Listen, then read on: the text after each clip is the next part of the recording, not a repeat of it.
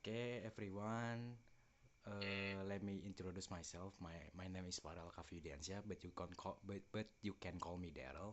And now I will explain to you all about the e-commerce.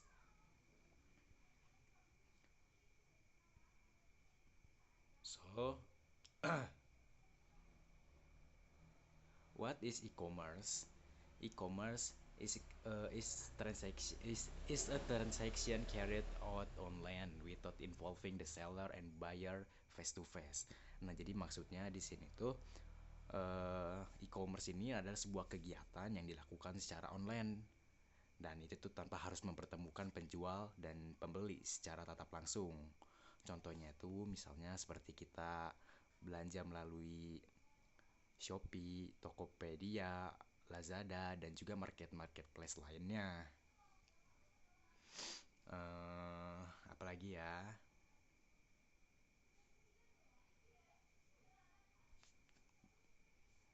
Nah, itu dilakukannya itu secara online ya.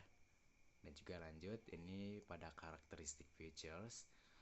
Transactions conducted in online which transfer on ownership or the right to use a thing or service.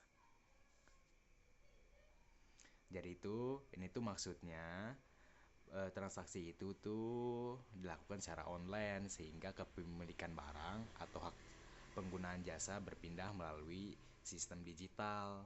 Dan juga di sini tuh sometimes have no monetary value. Maksudnya di sini tuh tidak selalu melibatkan nilai uang. Misalnya seperti transaksi unduhan gratis atau misalnya layanan digital tertentu seperti misalnya e-book atau lain-lainnya. Itu tuh termasuk ke dalam e-commerce. Dan juga ini tuh dan juga yang ketiga, pada poin ketiga, not a business and not a business. Nah, maksudnya itu apa? Maksudnya e-commerce ini tuh dia tuh berbeda dengan e-business karena e-commerce ini tuh lebih fokus pada proses jual beli. Sedangkan kalau misalnya e-business itu mencakup keseluruhan proses proses bisnis secara digital dia tuh.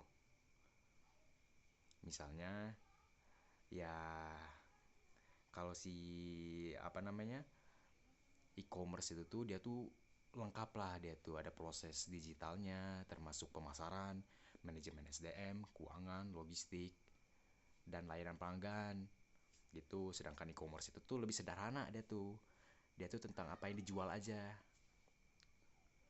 Nah, kita lanjut ya.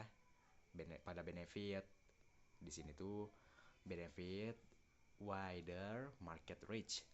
Maksudnya jangkauan pasarnya itu lebih luas karena bisa diakses dari mana aja. Dan juga di sini tuh ada lower operational cost. Jadi maksudnya itu tuh biaya operasional itu lebih rendah. Cukup melalui smartphone atau laptop saja ini tuh.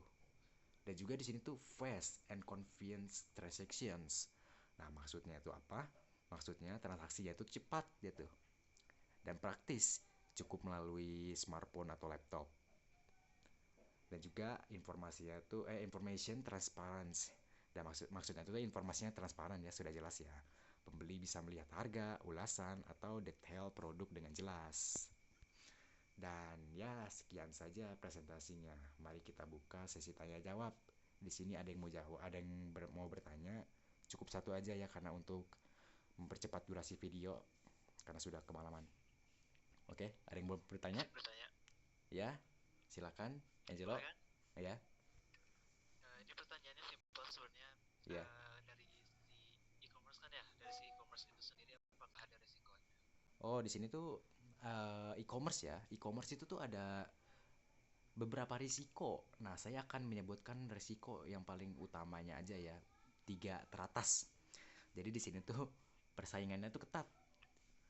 Jadi eh banyak seller yang banyak menjual produk yang sama dan itu ketat sehingga ya begitulah ya.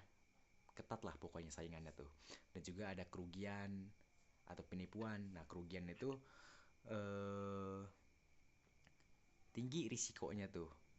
ketika Anda melakukan proses transaksi online dengan pelanggan, Anda sebagai pelaku bisnis itu tidak mengetahui secara jelas siapa pelanggan tersebut, begitu pula sebaliknya.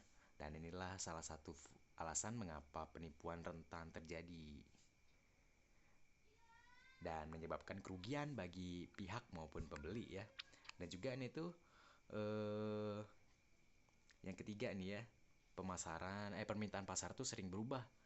Jadi permintaan pasar tuh sebenarnya tuh sering mengalami perubahan dari waktu ke waktu. Ini tuh menjadi risiko bagi bisnis online seperti orang-orang di luaran sana ya, yang tidak bisa mengikuti permintaan dari pelanggannya, sehingga ya jadi gulung tikar gitulah pokoknya. Ya, sekian sih dari presentasi kali ini ya. Terima kasih.